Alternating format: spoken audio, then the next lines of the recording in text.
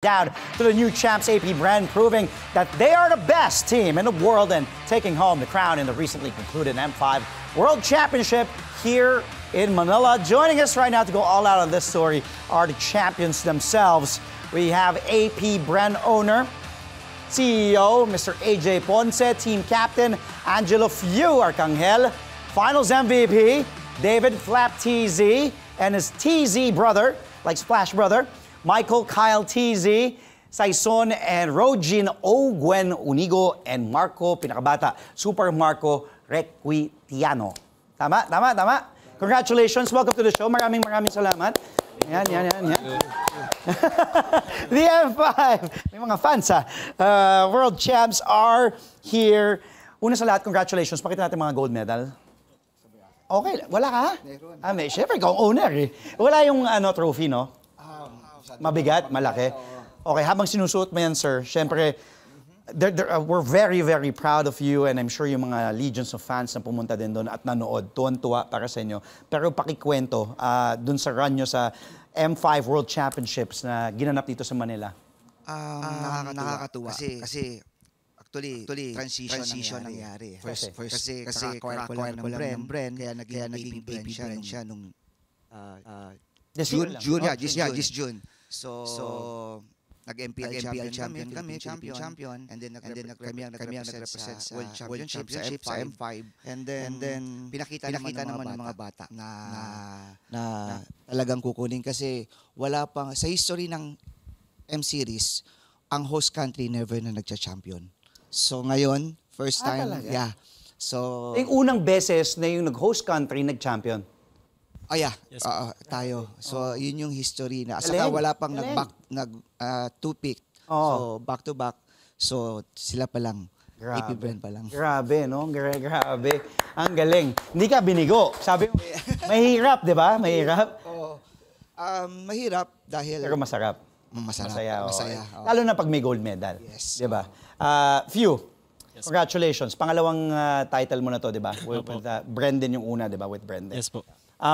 Sobrang dami mo nang napanalunan, nag-SEA Games gold medalist ka din, dami mo ng medalya, no?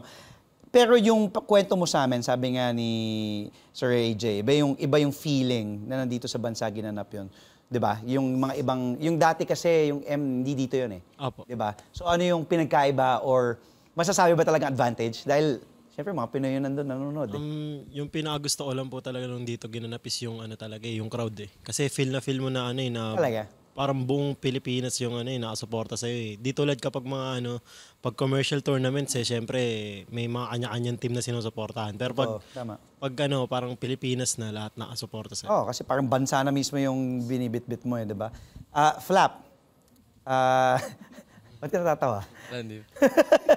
Mr. MVP, grabe, ikaw ang MVP, no? Kaya pala kanina tatahimik-tahimik nung kausap ko eh. Simpleng yabang lang eh. Pero grabe yung pinakita mo. Congratulations sa'yo, by the way. Thank you. Ano yung masasabi mong pinakamalaking naidagdag mo sa laro mo, sa ginagawa mo, sa strategy mo? Dahil based dun sa last M Series run. Dahil ikaw nga nag-MVP dito. Siguro po yung sa pagiging disiplinado po. Parang lahat po kami mas naging disiplinado kumpara dati. Yun po yung nadagdag. Pero bukod yung, kasi sabi mo, grabe yung connection nyo din ni Kyle, di ba? Yung mismo sa diskarte, may nabago ba? Parang mas solid yung chemistry namin ngayon. Parang mas lalong naging solid yung chemistry namin ngayon kumpara dati. At sabi mo nga, kayo yung TZ Brothers, parang Klay Thompson pati Steph Curry lang. Hindi, yung chemistry nyo kasi, di ba? Ang tawag doon yung combination nyo. Opo. Kumbaga kahit nakapikit kayo, alam nyo na iniisip yung set-set. Tama ba? Opo, parang Kyle, gano'n na. ganun din ba? Tama po. Kasi, kumbaga, di na po namin kailangan sabihin yung mga namin eh. Mga dapat advantage yun. Oo, di ba? Advantage talaga yun. Lalo na sa, di ba? Pag intense na, pag talagang madiinan na. First time mo din mag-champion dito, di ba? Sa M. Opo. Ikaw, si Ogwen, pati si Super Marco. So, kwento nyo, ang sarap nun. First time na champion, AP Bren nyo, yung feeling nyo. Tapos, dito pa sa Pilipinas. Kamusta yung whole experience para sa'yo, Kyle?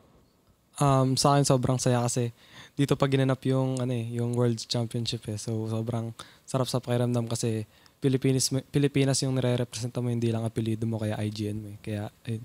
Sobrang sarap sa feeling. Sarap, no? O Gwen, ano sa tingin mo yung naging lamang nyo, bukod sa crowd? Tingin ko yung lamang talaga namin, yung experience namin. Kasi ever since nung unang nanalo na kami ng SEA Games, nag-world tour kami. Sobrang dami namin na experience na talo, panalo, mga ganon. Kaya tingin ko na-take advantage namin yung time na yun, nung sa M-Series kami. Ikaw naman, Super Marco, ikaw ang pinakabata, di ba? Opo. Oh, ay, nagsasalita pala siya. No? De, joke lang. Kanina kasi ikaw pinakatahimik, pero ikaw pinakabata, di ba? Opo. So, ikaw, siyempre kasama mo mga yan, mga tabi mo, mga kuya mo na yan, veterano eh.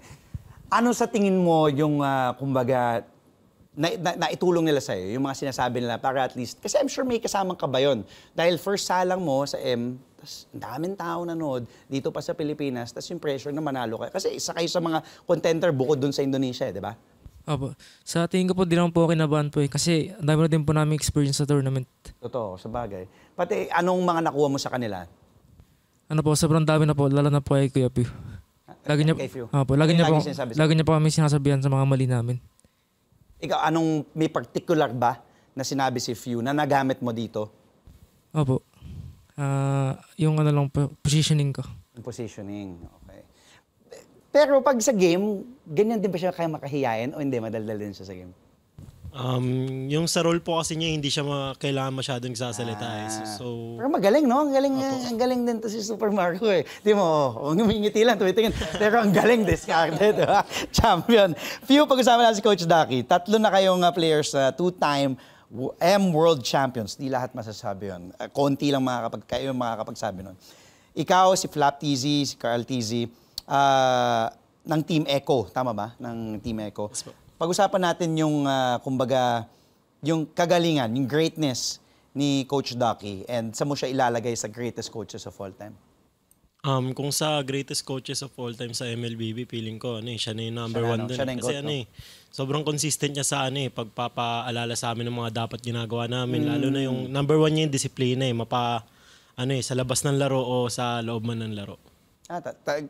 I think yun nga din yung malaking dahil kaya niyang yung balansehin, 'di ba? Yung disiplina, tama 'di ba? Flap, balikan natin yung moment na tinawag yung pangalan mo na MVP. Parang di ko alam kung may video ba tayo nun? Yung gulat na gulat kasi. Hindi, parang hindi mo in-expect eh. Hindi ko alam kung meron tayo o hindi. Pero gulat, hindi mo talaga inaasahan na ikaw maging MVP nun? Opo, hindi ko pa inaasahan kasi nung pagkapanalo namin parang na rin parang sasabog na rin yung utak ko sa sobrang pagod eh. Tapos parang di ko na inisip yun. Tapos gulat na gulat ako yung naging Pero meron dito sa highlights yung gulat na gulat. Gulat na gulat, no? Kayo, nagulat din ba kayo na siya? Hindi. Opo, nagulat kami lahat eh. Gulat din po. Kasi ang pinaka-expect talaga naming MVP nun si Super Marco. Opo, si Super Marco po yung expect namin. Ganda talaga pinakita. Opo, solid. Okay. Sir AJ, anong susunod para sa team nyo? Ang saya ko para sa inyo. Mula parang swerte, no? Pagka-acquire mo pa lang ito, tapos ang dami pa. Ano pa mga gusto mong ma-achieve ng team mo? Sa akin, ang sinasabi ko parati sa bata is, nandito na kayo sa peak. So, ang kailangan na lang natin, i-maintain natin.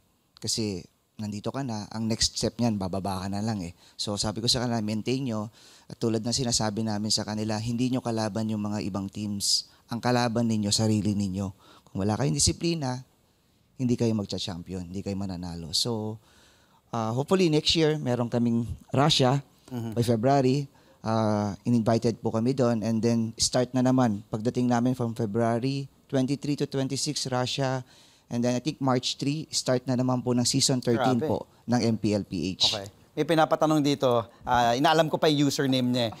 Si El Jefe, si CJ Marquez. Ano bang username mo, CJ? Hindi, patanong, pahabol daw.